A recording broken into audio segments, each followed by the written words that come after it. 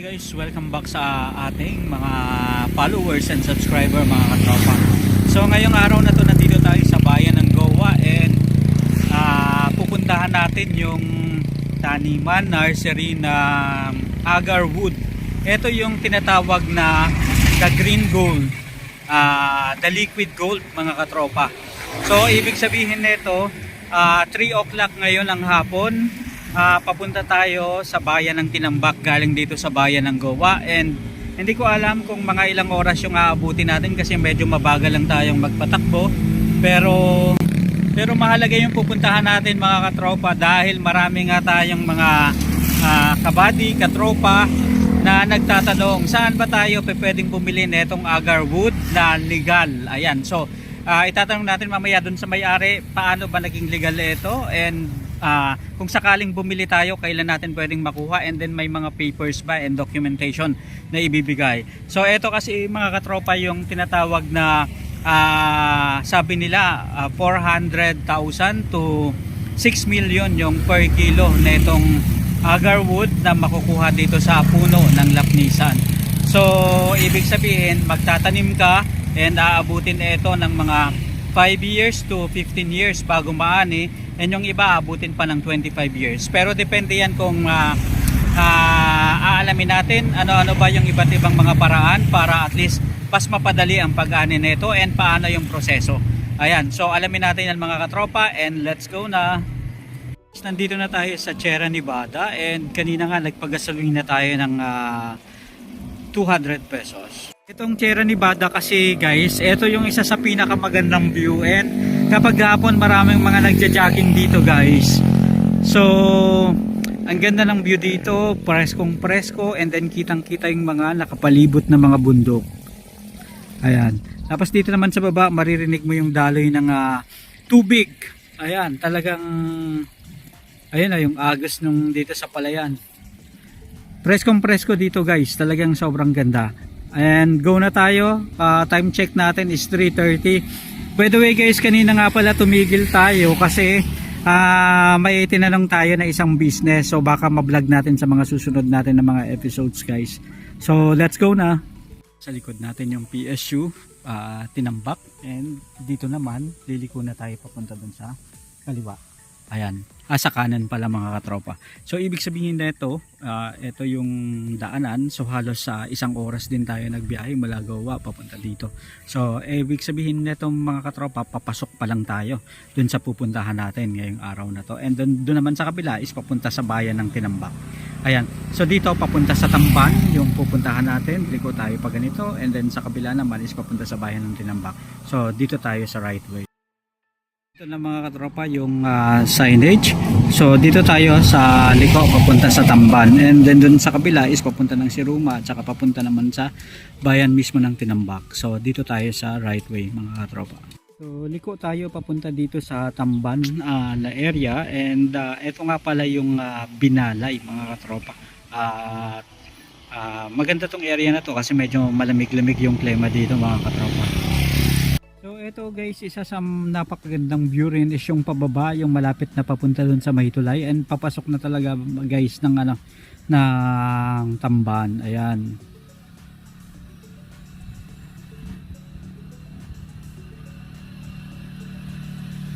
Guys, yung Lupi Bridge, and dito nga, ayan. So may mga naliligo dun sa sa ilog, and resort yung katabi niya guys. So maraming mga naliligo dun sa baba. So nakita nyo naman guys, malinaw yung tubig. Ayan. And may mga isda pa nga lumalangoy. Ayan, so resort yun guys. So ito guys is Pequeña Orilla Resort, formerly Nature's Park Resort.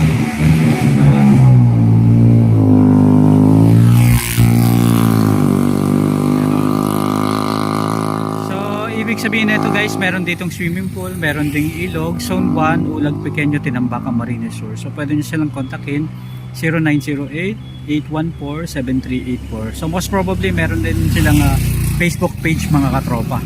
Ayan, so mga katropa natin siguro kuha ng baboy yun, mamimili ng baboy. Ayan. So dun yung pasukan mga katropa. Isa sa mga gustong-gusto ko rin na area mga katropa is yung eto nga, yung pagbaba dito sa tulay na to, yung kasunod yung sa barangay Ulag Pequeño. So ang kagandahan dito guys is mararamdaman mo talaga yung klima na malamig, ayan. And yung pagbago ng klima, yung galing dun sa baba na medyo mainit, tapos dito sa taas na to, talagang medyo malamig yung klima mga katropa. Nito mga katropa, medyo malapit na tayo dun sa area na pupuntahan natin. So ang pupuntahan nga pala natin is sa Antipolo, at dun nga tinatanim yung nursery ng mga lapnisan. Ayan. So ito na guys, nandito na tayo sa barangay Antipolo, and then yung pupuntahan natin dun lang sa bandang una. Doon mga katropa, pagkalampas ng barangay, mga siguro 1 kilometro na lang, 1.5 kilometers to 2 kilometers bago tayo makapunta mismo dun sa nursery. Pero maganda dito guys, tahimik, at saka maririnig mo pa yung huni ng mga ibon. Ayan.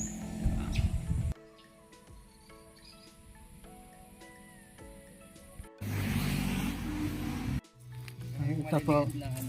Wala nang available. Apo, bali itong ganito po. Ayun, ano na, 500. Tapos itong mga ganitong maliliit. Ito, ano na to? Depende sa height po, sir. Apo. 350. Yun mga 500. Tapos ito 350. Anong tawag po sa ganito, boss? Malasenses po. Malasenses. Malasenses. Ascaria malasenses. Ito. Kaya lang, puro reserve na. Opo. Ayan. Tapos ang next batch po nito is September. Opo, September po. Ayan, September pa. Sa ano pa lang kaya kasi ngayon, flowering stage. Flowering stage. Ayan. Sa September boss, mga 150 yung isa. Per seedling. Mga 5 inches. Mga gaano po kalaki yung 5 inches? 5 to 7. Yung mga maliliit pa talaga. Ayan. Ibig sabihin yung mga ganyan boss? Malalaki po dyan. Yung na variety po yan. Pero yung mga 5 inches boss, kapag tinanim, tutubo na yon? O palalakihin muna? Ang plantable height po is 12 inches. Aalagaan pa. Ibig sabihin boss, halimbawa, may order sa inyo, i-message lang kayo dun sa contact number nyo sa labas, Opo. Ayan. Tapos, ngayon boss, walang stocks kasi hindi pa protein season. Okay. Saka na kasi, konti na lang ang available namin tapos naka-reserve na. Kaya Opo. wala nang available. Nahihirap pa nga yung isa kong client, another Opo. 500, sabi ko wala na. Tapos yung sinasabi nyo boss na 150 pesos, yung mga maliliit. Maliliit lang yan, 5 Ayan. to 7 inches. Pero aalagaan pa yun, Aalagaan pang Ayan. umabot siya ng 1 foot. Pag 1 foot na po, pinilamitan din. Kapag 150, kung 20 yung ipapareserve ko sa mga mga 15, 30, mga 3K plus Ayan, kung 20 plus para itanim naman dun sa Tapos yung mga certificate po yun, paano sir? Kami na po bahala mag-provide ng mga needed documents para po may parehistro ang tanim. Oo. Local transport permit,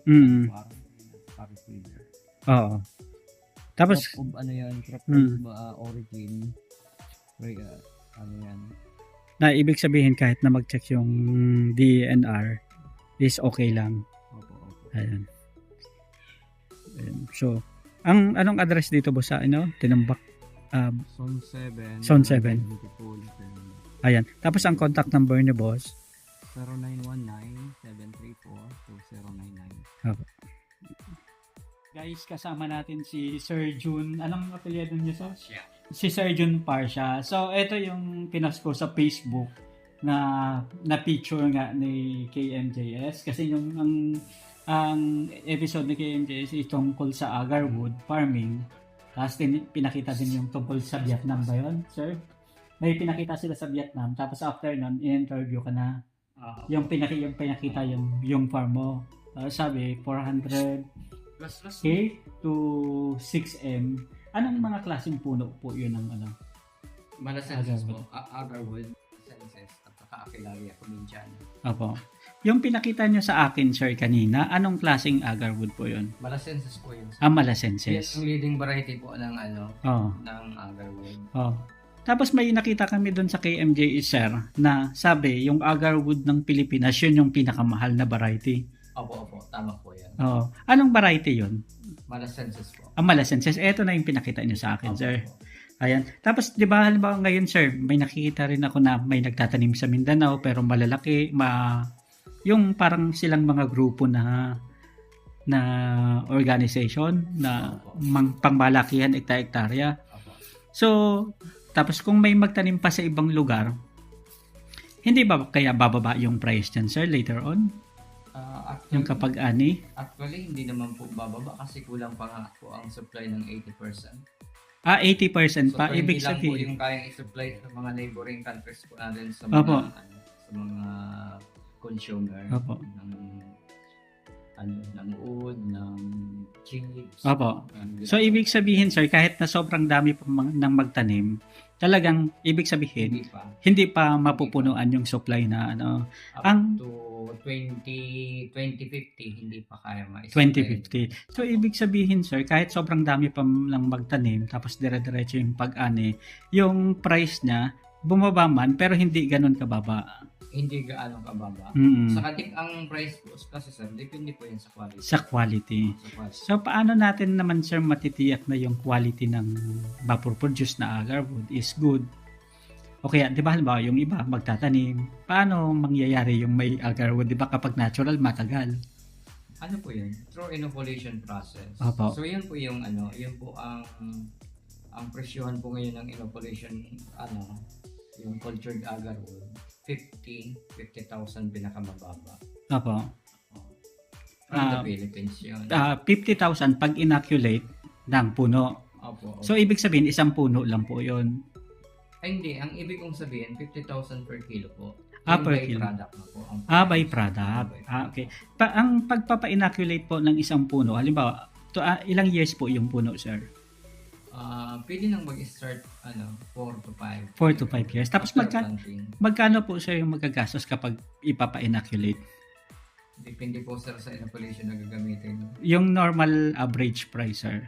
Kasi ang pinakamura ngayon na for commercial purposes, agar prime, 2,500 per liter. Per liter. Yung From isang in one, liter po, in ilang puno na yung magagamit yun, sir? Ano yan? Mga 1 liter po per puno. Ah, Pero ano pa lang yan, mga 4-year-old. 4-year-old. Tapos, yung normal price po, kapag sa halimbawa third party yung mag-i-inoculate ng puno, may po, halimbawa ako bumili po sa inyo ng mga seedling, tapos after 5 years gusto ko, sir, pwede po bang magpa-inoculate sa inyo? Magkano po yung magagastos ko para sa inoculation ng isang puno? Bibili po kayo ng inoculation, tapos pili po namin kayong i-assist. Turuan yung mga tao nyo how to inoculate. Opo. May mga organization po ba kayo, sir, na na samahan yung mga nagtatanim ng ganito? Kami po dito sa Tinambak meron po. Opo. Philippine Agarwoods Agriculture Cooperative. Opo. Ang advantage ng may organization na katulad niyan? You can supply and demand. Kasi kung ang client mo need 1 ton per Opo. year, so hindi yan kayang i-supply ng isang farmer. Opo. Sa yung mga naririnig namin, sir, na etong agarwood pwedeng i-export pala. So, pwede ba, halimbawa ako, bibili ako ng ilang mga puno, halimbawa 100 o 300 na puno. Tapos kaya yearly, mag-i-invest ako ng 30 na puno. Kumbaga yearly, halimbawa, kung ako maliit na farmer, 30-30 every year, may puno ako na itatanim. Tapos pagdating ng 10 years, start na ng ani. So, kanino ka po pwedeng aani ka. Opo, Sa sa natural na paraan. Pero kapag inoculation, mga ilang years po pwedeng mag-ani. Ganun din. Kasi Mm. ang pagitan ng tanim is 1 year. Opo. So, ganun din. Kapag Taon-taon ka rin mag-aani. Kapag ganyan, sir, paano natin halimbawa ako gusto kong magtanim kasi balang araw baka pwede maibenta ko yung makukuha sa puno. So, may market po ba? Meron. And Meron po. paano? Yun nga po ang sinasabi kong hindi kayang supply and demand yung Opo. needed ng mga ng mga nangangailangan yan. Number Yung- one kasi yan, yung Arab countries. Opo. Kasi daily need nila yan. Opo. Tapos, halimbawa, sir, di ba, may ibibenta na yung, yung mga association nyo ba, magsosuporta o i-collect nyo sama-sama para isang bentahan o paano yung mangyayaring proseso sa pag-market ng agarwood? Pwedeng pagsama-samahin yung Opo. yung byproduct.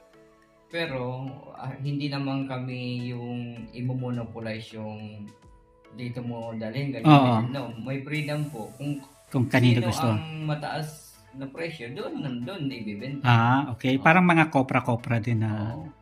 na So, parang pero kung mayroong kakontrata na, for example, may client ka, Opo. ganito ang need niya. Opo. So, yun ang need Oo. na pwedeng Pagsama-samahin. pagsama-samahin yung product. Opo.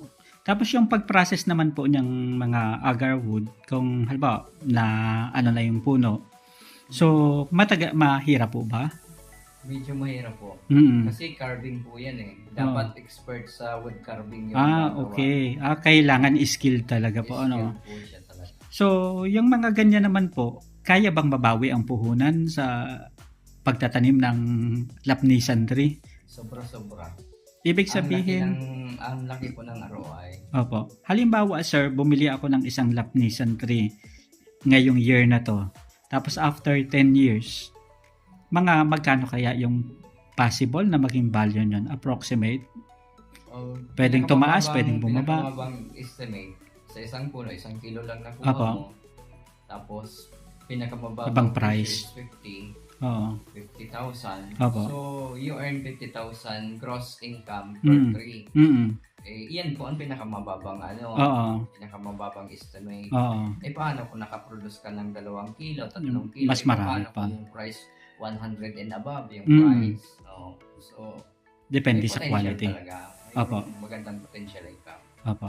Tapos sir, kapag paano kayo makokontak? Halimbawa, katulad sa akin, may nagme-message sa Facebook page ko, yung kabady mo ko. Tapos, kasi pinost ko yung signage nyo sa Tapos tinatanong sino yung pwedeng kontakin. Paano po kayo makokontak? Kasi since kaya ko naman pinost, kasi nakita ko rin kayo sa KMJS na kayo yung in-interview. Ibig sabihin, kayo yung pagkakatiwalaan, kaya kayo na-feature doon. So, paano po kayo makokontak? Pwede po through cellphone number or messenger lang, pwede naman po. Tapos ang pinaka-official Facebook page nyo po is Agarwood Plant Nursery. Agarwood Plant Nursery. Ayan, paano po yung mga dapat iwasan yung mga tao na, di ba, yung maraming mga nanloloko sa Facebook, pagdating sa marketing marami po talaga. Ayan, so paano pa sila makakaiwas na hindi maloko? Halimbawa, bigla silang umorder ng 100 puno tapos hindi pala madideliver o iba pala yung kausap nila. Paano tayo makakaiwas sa ganyan? Due diligence. Okay. Para makausap na talaga yung kausap, Oo. makipag-video call.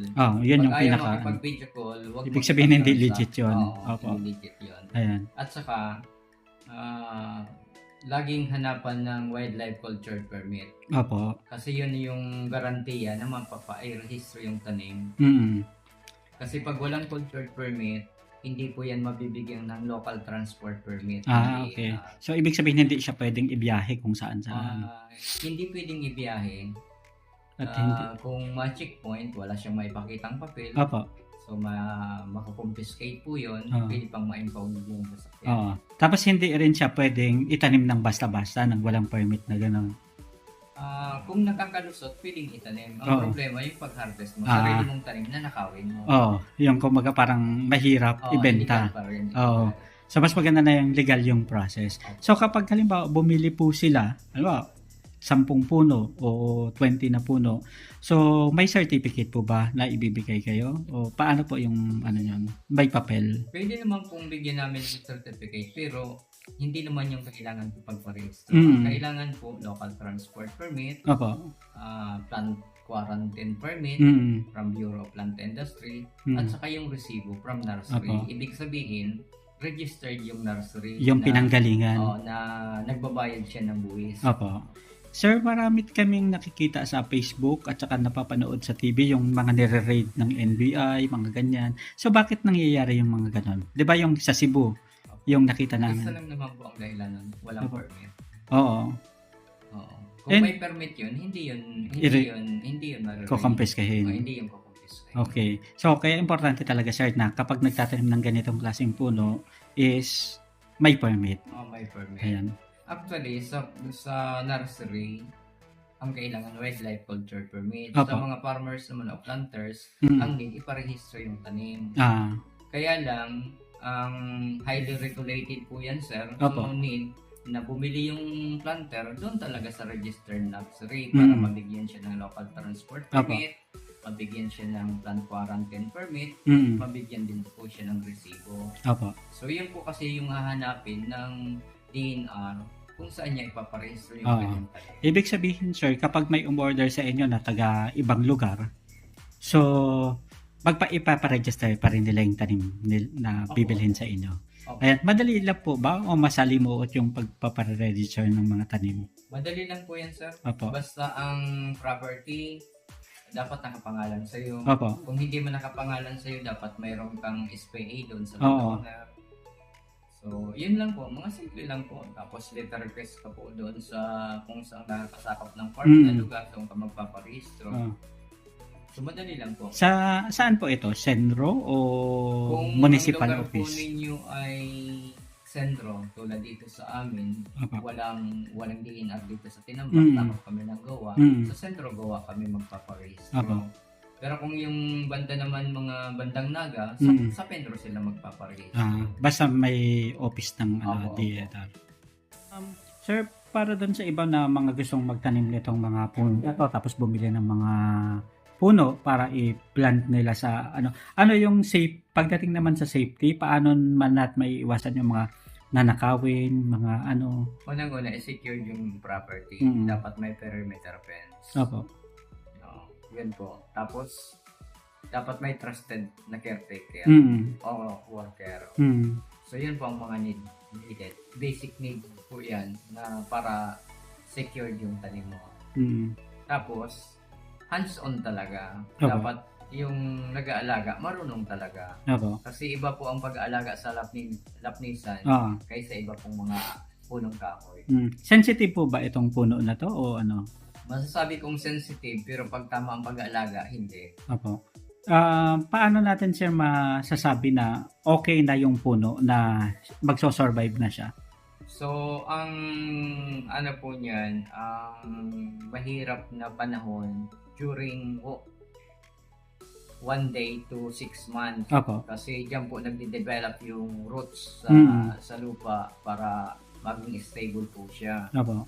So, kaya ang pinaka-the best po na 1-year-old. Yung bibilhin ay Hindi, ang ibig kong sabihin, kaya niya nang mag-isa. Ang pinaka-stable na po talaga na farm, Opo. 1-year-old na yung Opo. tanim. Pero kami sir, halimbawa, gusto namin bumili. Mga ilang months na yung puno. Depende po sir sa gusto nyong bilhin. At saka depende sa budget. Sa budget. Ayan. Sa kasalukuyan po, yung normal na tinatanim, mga approximately magkano yung pricing cost? Ang plantable height po sir is 12 inches. Opo. So 300 po yan Per pieces. And para po makapag-issue kayo yung sinasabi nyo na documents, kung sakaling bibili, ilan po yung minimum na pwedeng bilhin? Okay. Ano ba, may mga gusto pong umorder, since ilalagay ko yung yung signage nyo dito sa video namin sa YouTube, sa Kabady Mo Ko Usapang Business, mga ilan po yung minimum na order na pwede nilang orderin? 20 lang po. 20 pieces. So, yan kahit saang part po sila ng Philippines? Yes. Basta may LBC o basta may LBC. Pwede. May iba pang mga nagde-deliver? Kung maramihan po, kami mismo nagde-deliver. Kapag maramihan. Kasi super mahal po ng shipping fee. Opo. 100 pieces po sa LBC, more than 4,000 po. Parang doble na yung price, ano? Kaya super mahal. Opo. Tapos, ito po, sir, nagbibigay ba kayo ng mga insight sa kanila kung paano yung pag-aalaga na gagawin nila kung bibili sa inyo? Yes po. Ayan. Technical assistance. Opo. Nagpo-provide din po kami. Kasi yung iba sasabihin, ay paano ko gagawin to? So, ibig sabihin, once na bumili sa inyo, then magbibigay kayo ng technical assistance. Yes. Na parang support sa kanila para at least maalagaan nila yung tanim nila. Opo. Saka madali po akong once na naka-on po yung naka-online po ako at gising pa ako, right away magre-reply po ako. Ayan. Okay. Ayan, so maraming salamat po Sir June. Ayan sa sa amin, pagpapaunlak nitong interview na to. Tapos ipa-post po namin itong signage sa labas. Tapos yung contact details nyo para at least diretso na po sila na na makipag-ugnayan sa inyo. Kasi sa channel po namin is since nagpi-feature kami ng mga businesses, so gusto namin diretso sa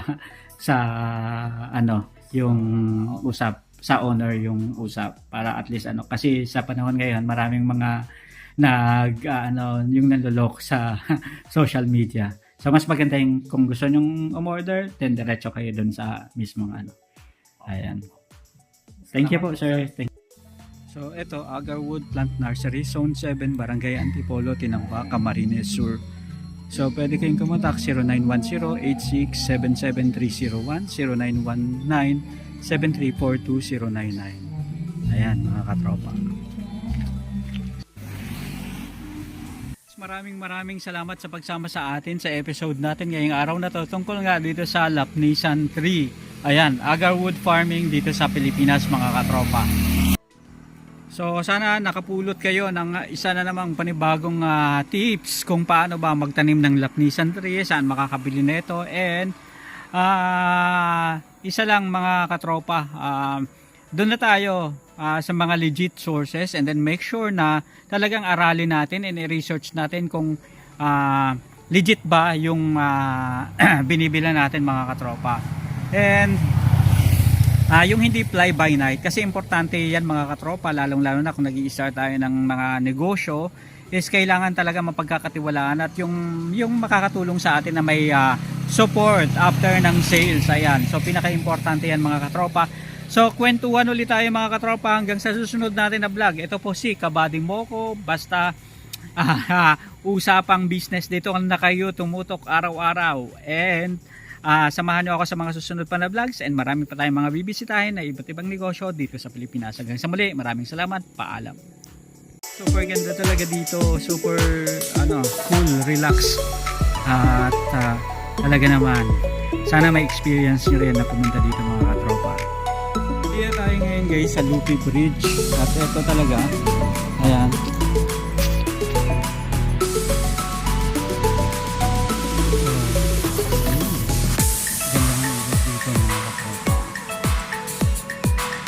ay, ayan po, may naliligaw.